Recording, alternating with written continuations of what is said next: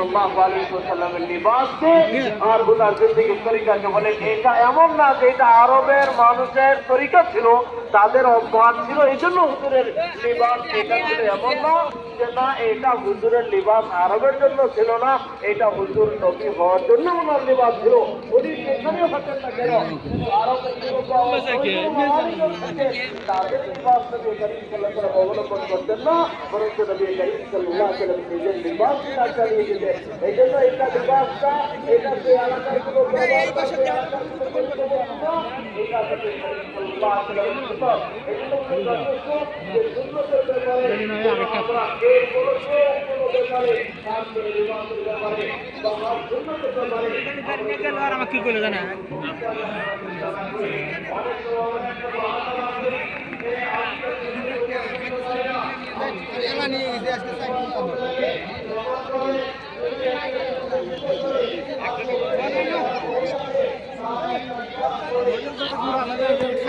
দেখে গেল তো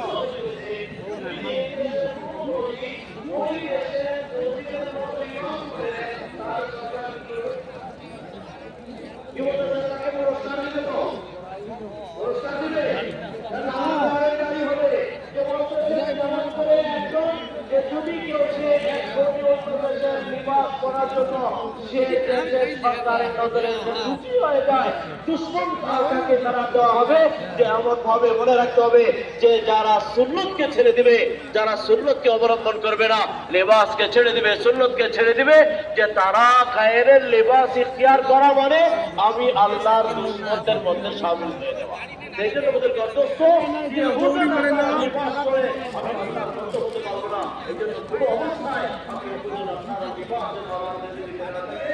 আর হালতে আমি আমাদের লিবাসকে ছেড়ে দিতে হবে।